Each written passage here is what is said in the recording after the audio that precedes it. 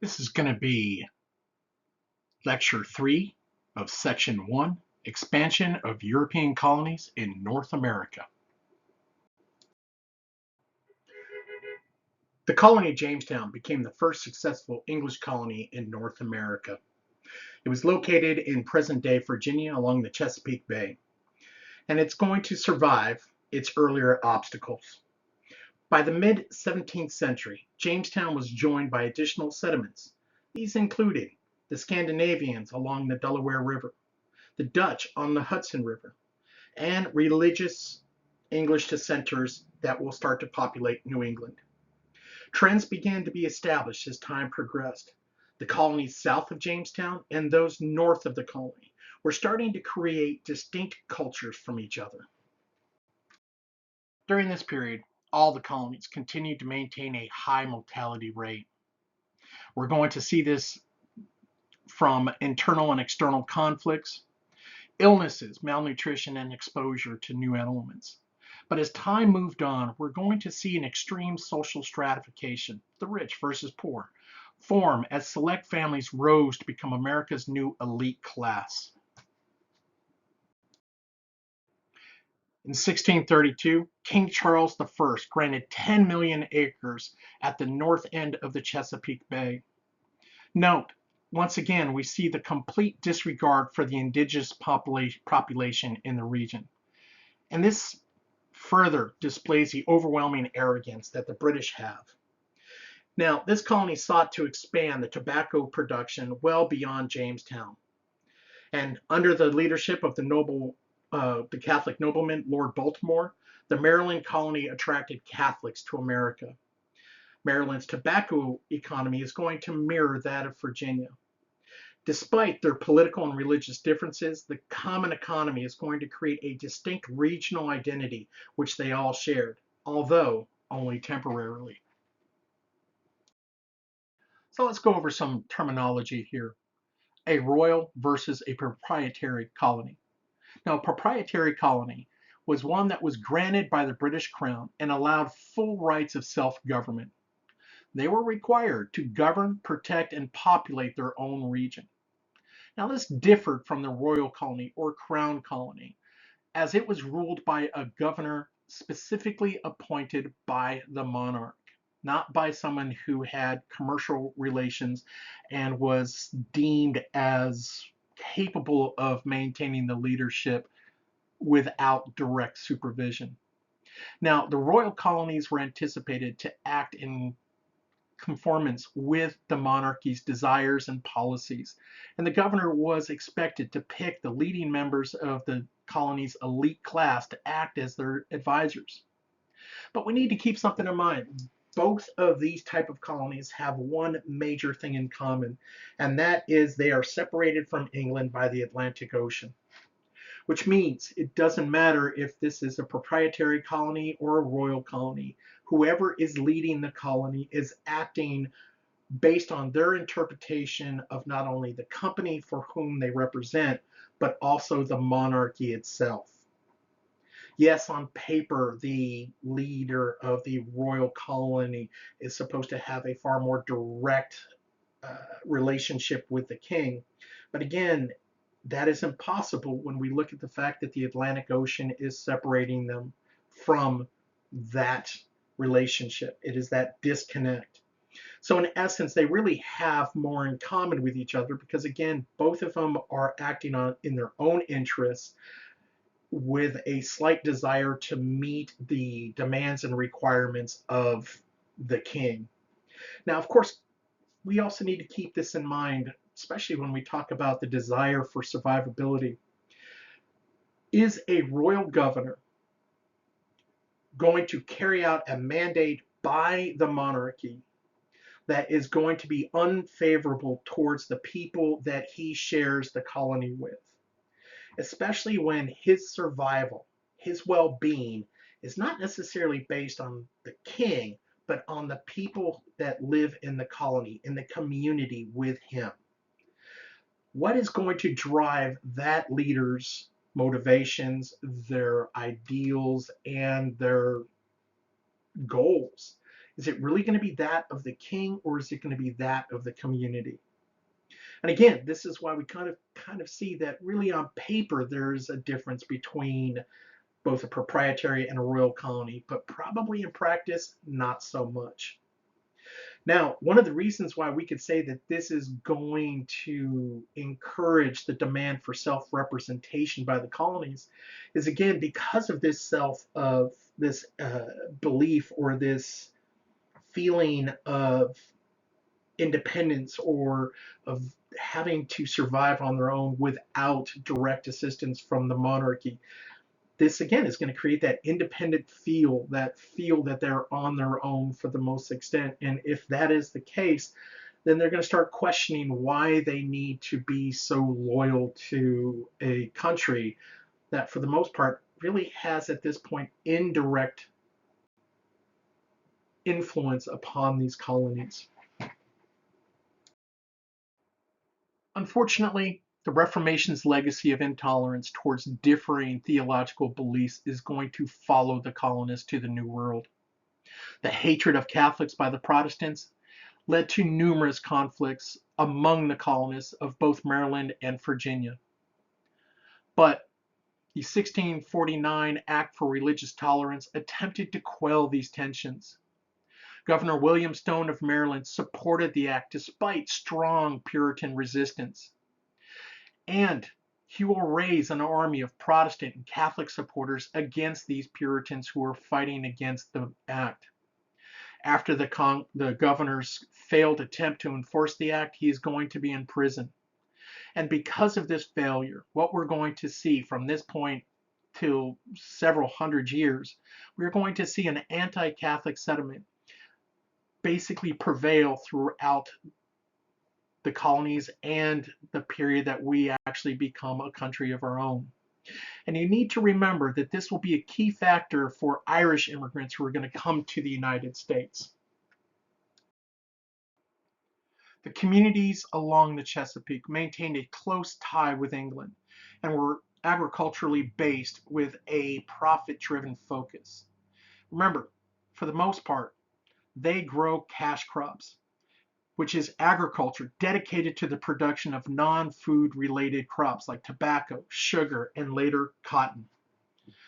For the most part during this period, 3/4 of the migrants were indentured servants inspected to work on these plantations. There was little local community life developed based on the agricultural model. Remember, if I'm going to have a plantation, there's going to be vast difference or distances between me and the next plantation. So there wasn't much of a community within these areas because these were independent plantations that were supposed to be self-sufficient.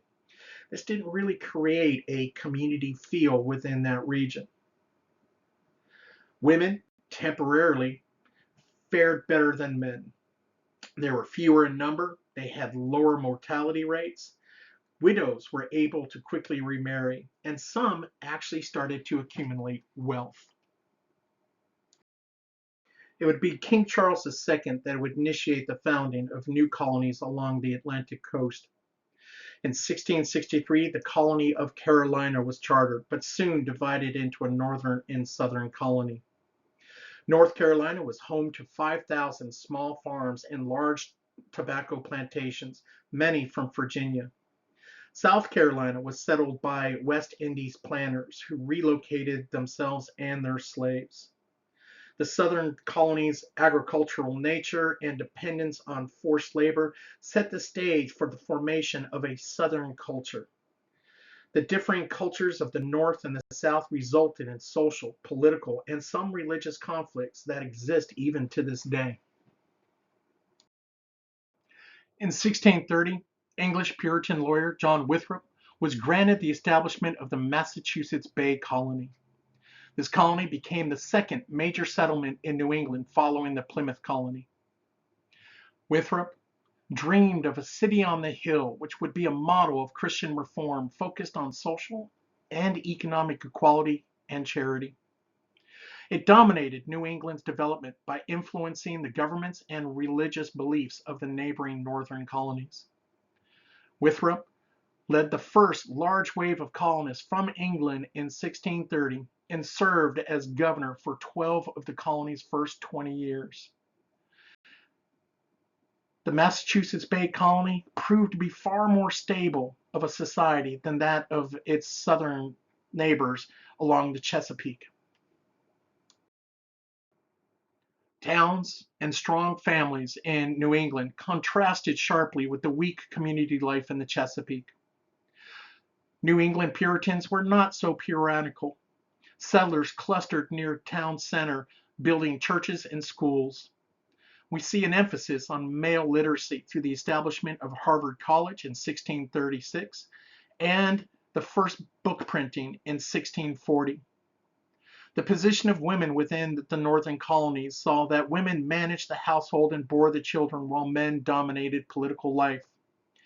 Married women, subordinate to their husbands, could not make contracts, own property, vote, or hold office, while unmarried women without children tended to arouse suspicion among their neighbors.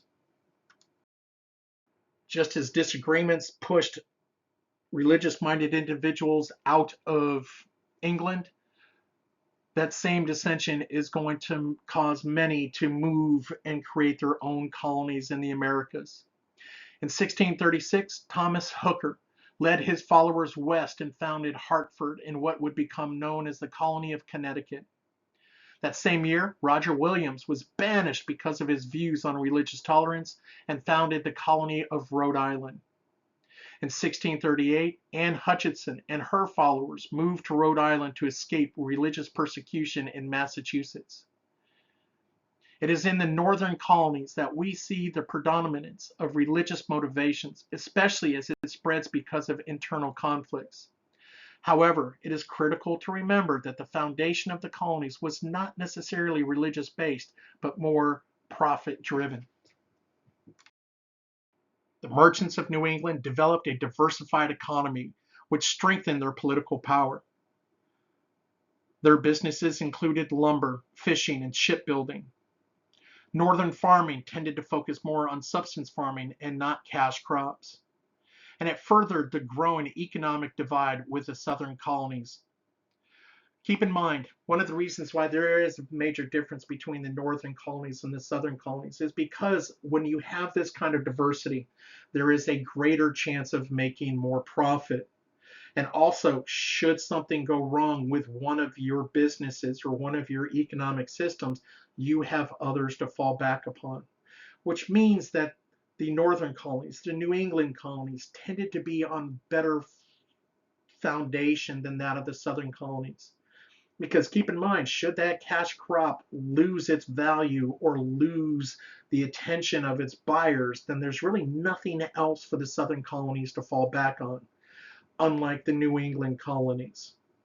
Now, the low mortality rate allowed New England societies to grow far faster than the Chesapeake societies. The region's commercial success worried the Puritans, who feared that the merchants sought to minimize Calvinist dogma and policies, and that this might weaken the spiritual health of the communities. One of the businesses that is going to benefit New England and the northern colonies will be that of whaling. Since the 1600s, whaling was a major economic success in the northern colonies.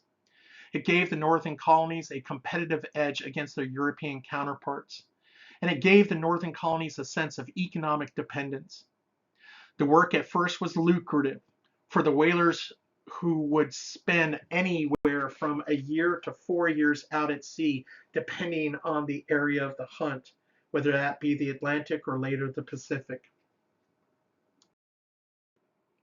In 1660, James II attempted to restore the monarchy's absolute power by dismantling Parliament. By 1685, he then attempted to centralize control of the northern colonies, stripping them of their self-governance. Unfortunately for James II, the Glorious Revolution of 1688 saw his overthrow, leaving King William and Queen Mary to assume the throne.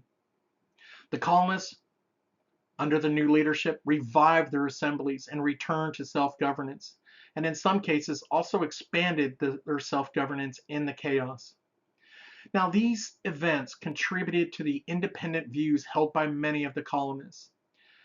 We need to note that they were British subjects by choice, and they embraced freedoms not experienced by the subjects in England. And as such, they enjoyed the best of both worlds, but only for now.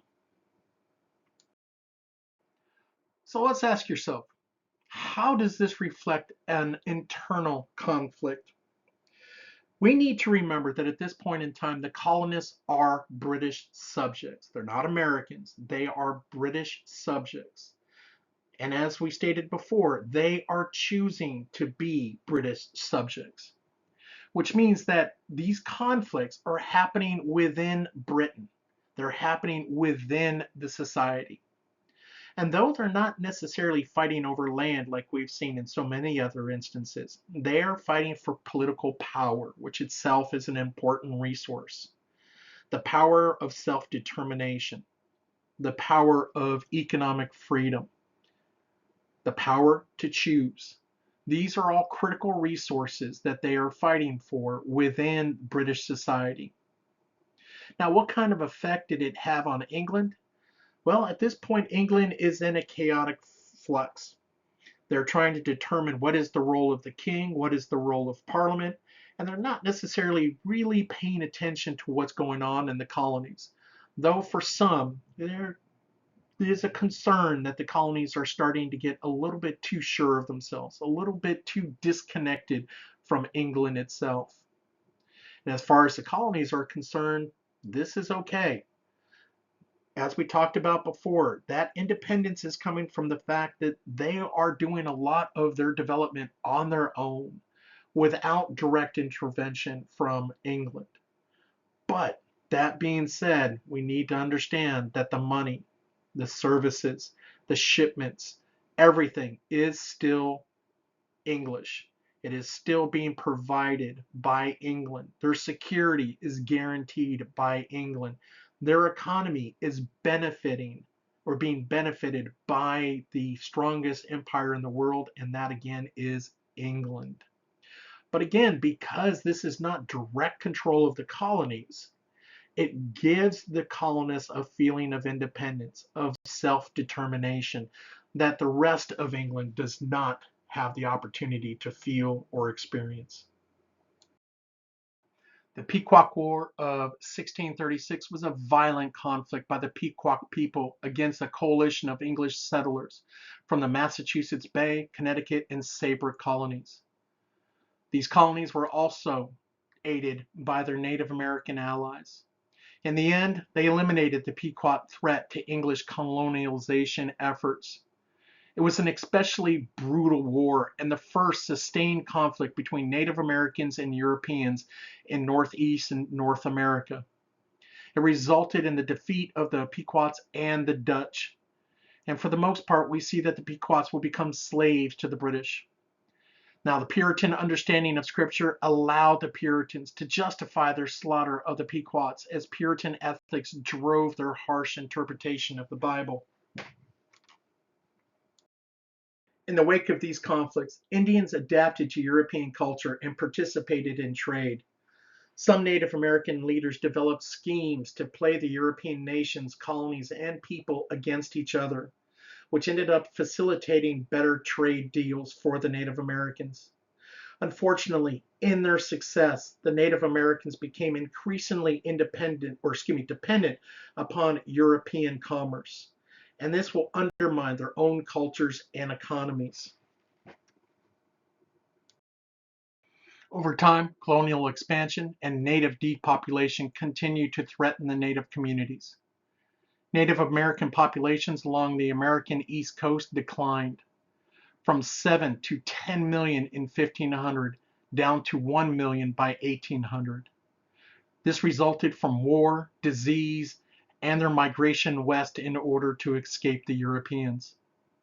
The introduction of horses stimulated the rise of the nomadic Great Plains cultures, allowed for increased hunting, mobilization, and population growth, became one of the few positive modifications to their culture and way of life via the Europeans. Culture conflict is related to the conflict principle, but it focuses on the turmoil that grows out of cultural differences between groups, often in the aftermath of intense or violent conflicts. Remember, to justify killing a person, a deep hatred must be created, and this is going to have long-term effects on both sides of the conflict. It expands the focus beyond the individual enemy to their culture, social, religious, and at times racial differences. And it occurs both between and within societies, internal and external conflicts. It becomes far more prevalent during times of crisis, where old feelings were intensified with increased levels of stress upon the people of both groups, thus, once again, extending the long-term effects. The Dutch West India Company promoted migration to the New Netherland colony. The colony is going to experience dramatic growth during the 1650s and became a major center for trade across the North Atlantic. The Dutch colony expanded their settlements throughout today's central East Coast, including Albany in 1609 and Manhattan Island. The colony established a policy of religious freedom, which they thought would deter the English from incursions into their colonies. But after the Pequot War, the colonies were awarded to the English, and King Charles II gave the colony to his brother, the Duke of York, leading to the name New York. In 1665, the Delaware region became known as New Jersey, and by the 1700s, 33,000 plus people lived within the two colonies. The King Philip War, aka Metacomm's War, was an armed conflict fought between 1675 and 1676, and it consisted of the indigenous people of the northeastern woodlands under the leadership of Metacom.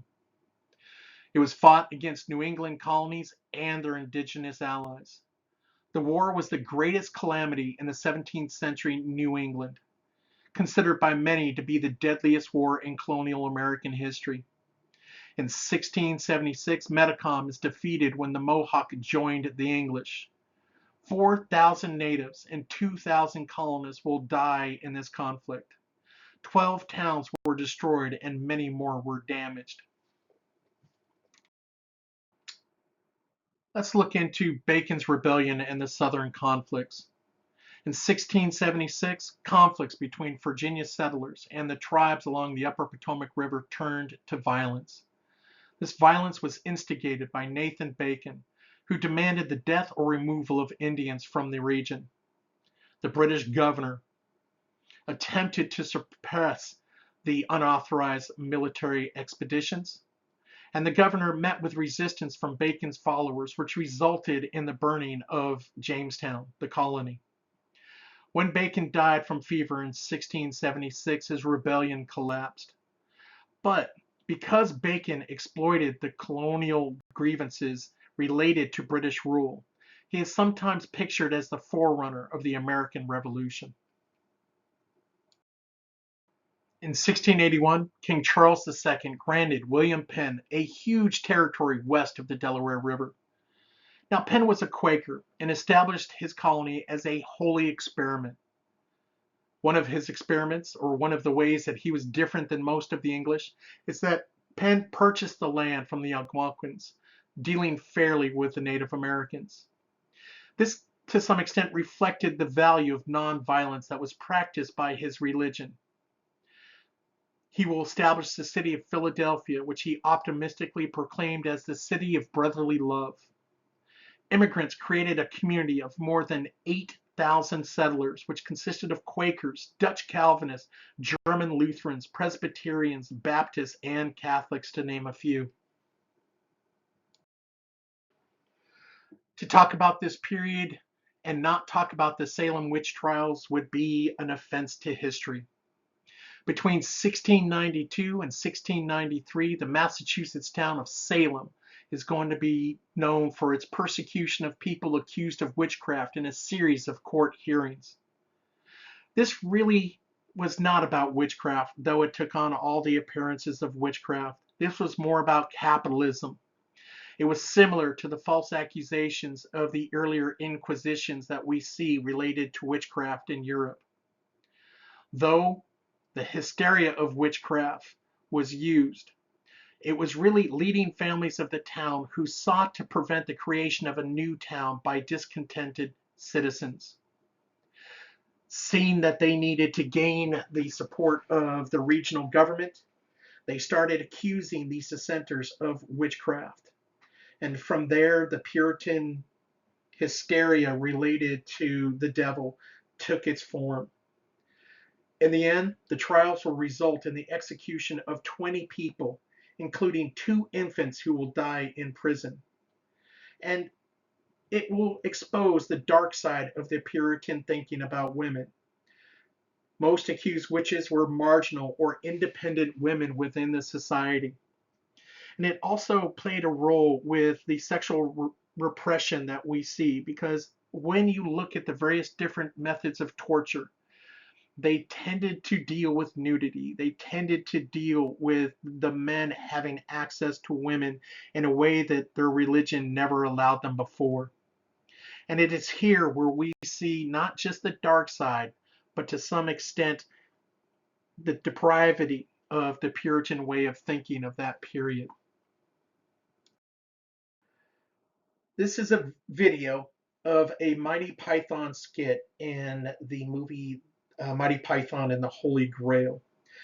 And it's a note that sometimes comedy is a lot closer to truth than you think. You can get access to this either through YouTube, or I have a link down in the module section. This, though it comes across as a joke, highlights one of the scary truths of determining whether or not a woman was a witch.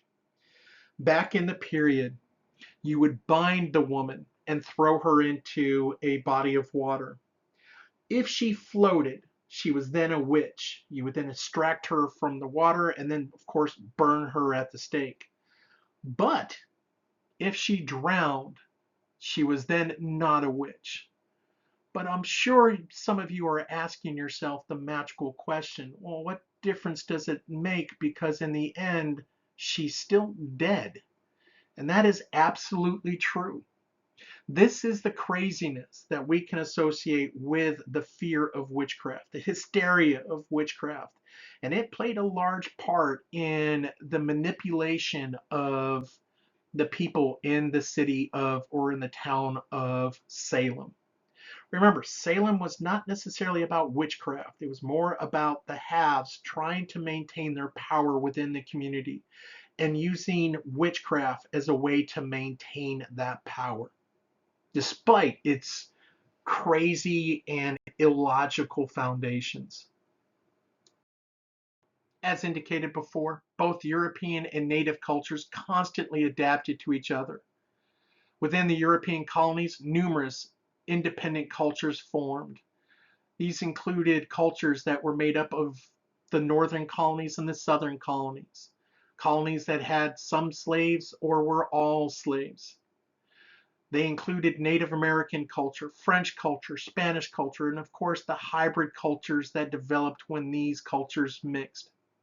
It created a divide between the colonies and the future states, especially when we talk about the formation of the southern culture versus the northern culture. And in years that will follow, these cultures were joined by those formed in the Midwest, along the West Coast, and the Northwest, which then begs the magical question, what do we mean when we talk about an American culture? We see here that even before we became a country, this was a diversified country of multitudes of cultures. So how is it that we constantly hear of the desire to establish an American culture when we have so many different cultures based on regions, economies, religions, and ways of living? So let's go back to the Spanish. The viceroyalty of New Spain's largest, most prosperous European colony in North America. The northern borderlands consisted as a buffer zone of protection from the European colonies. The colonies in Florida marked a unique alliance with Indians and runaway slaves. And we see here that it created a multiracial society within Florida. It also created a conflict with the northern British colonists, angered over the loss of their property, better known as slaves. It resulted in open warfare between the colonists and the people of Florida, as the colonists would routinely enter into Florida to reclaim what they believed was their lost property. With the French, we see that they have settled along the interior waterways to create what became known as the French Crescent. They're going to occupy the Great Lakes, the Ohio River, the Mississippi River, and they will create a line of military posts and settlements. Protestantism may have been the chief religion of the English, but Catholicism remained the primary religion of the French. And the French continue their alliance with their Native American trading partners. So, question: what does this mean for the French-English relations in North America? We can see that the two have completely different approaches to religion. They have different approaches towards their relationship with the Native Americans. And the placement of the French colonies and their French settlements, along with their forts, have basically blocked in the English, which means that as the English move westward, it is inevitable that we are going to see a large conflict develop as the English start to push against the French forts. Ironically, despite the far-reaching presence, France sent very few colonists to the Americas, largely farming communities, which shipped wheat to Louisiana for shipment back to France. Metis or mulatto households represented combined French and Indian elements in architecture, dress, and family patterns. And we will see the city of Montreal established in coordination with the capital of Quebec. To add to the competition between the great nations, we see the rise of mercantilism, which was first advanced by France's Louis XIV and later adopted in Britain. Now, mercantilism is a nationalistic economic policy designed to maximize the exports and minimize the imports of an economy. The desire was to maximize the accumulation of resources within the country and then use those resources for one-sided trade. Now, this economic competition became a zero-sum game, which related to or denoted a situation in which whatever is gained by one side was lost by the other. Profits for one country demanded the losses of another, thus requiring the strengthening of a country's wealth, not its military. And it's because of this, upon the onset of capitalism, that it is a country's economy, not its military strength, that denotes its place in the world. As a result, mercantilism promoted direct government control of a nation's economy for the purpose of augmenting and bolstering state power at the expense of the rival nation's powers. Before it fell into decline, mercantile was dominant in modernizing parts of Europe and in some areas of Africa from the 16th to the 19th centuries. This becomes a period of increased rural handicraft production for external markets in Europe. And it was the first phase of the industrialization process that would later change the world. Under the concept of mercantilism, the colonies existed to benefit the mother country. To this effect, the Navigation Acts and the Trade Acts of the British government limited the types of goods that could be exported from the colonies. Colonies were both suppliers of raw materials and markets for English manufactured goods. The Navigation Act of 1660 listed the first enumerated articles, including sugar, tobacco, indigo, cotton, ginger, and dry woods. This list of enumerated articles expanded over time to include rice, molasses, naval stores, furs, and iron. Now, these goods were to be transported only on British ships and sold only in British ports. It was considered essential to England's wealth and power that they controlled their own market and that these products did not get sold to the French, to the Spanish, or to any other country. However, it's important to note here that independent nature of the colonies caused many to begin smuggling these goods to France, to the Spanish, and among other countries, which only undermined the competition between the British and these other countries and caused England to start to reassess its attitudes towards the colonies as they were starting to show this independent streak at the cost of the British economy. In this world of economic conflict, we will see an increase in tension between England and France over the control of northeastern regions of the Americas.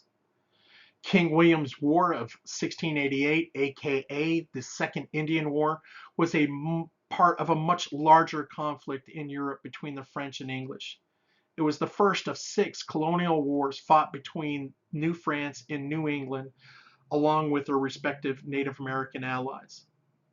Under the 1697 Peace of Ryswick, the boundaries and outposts of New France, New England, and New York remained substantially unchanged. The intensifying conflicts heightened the importance for the colonies to their mother countries. And for the most part, England feared the loss of control of the colonies and replaced proprietary rule with royal rule in order to tighten its control. And you can imagine the effect that this had on the colonies, who had seen this proprietary rule as a source of self-governance. And as England is starting to regain control over the colonies, or attempt to regain control of the colonies, we're going to start to see a divide develop between the home country and its colonies. Remember, one of the reasons why they're starting to push towards this royal rule is, again, they're seeing that a lot of the colonists, especially in the northern areas, are resorting to smuggling to gain personal profits at the expense of the British economy. The English, French, and Spanish will continue to struggle for control over North America and the Caribbean throughout a series of wars. These conflicts in the southern region of the colonies tended to focus on slavery, while the conflicts in the northern region generally focused on the control of Indian trade.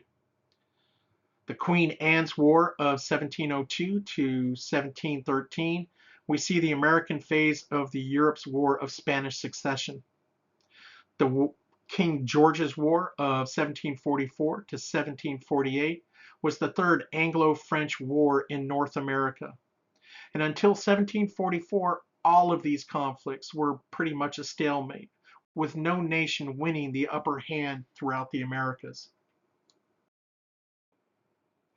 So as we look forward to moving forward to the next lecture, we need to keep in mind that the growing conflicts are playing a major role in the attitudes forming among the colonists towards their country, England. The increase in discontent between the colonies and their mother country is on the rise, just as the discontent of their mother country towards the colonies are on the rise. However, this discontent is not a desire for independence, at least not yet. To be a subject of the British Crown is to enjoy the security of the most powerful empire in the world, the economic success of the most powerful economy in the world. And for England, the colonies are providing control of North America, critical raw resources, and new markets that benefit their economy. So we need to keep in mind that yes, there's signs of discontent forming both on either side of the Atlantic. But at no point in time are they wanting to break their alliances. Are they wanting to distance themselves from each other? At the very least, what they're looking for right now is maybe a modification of their relationship.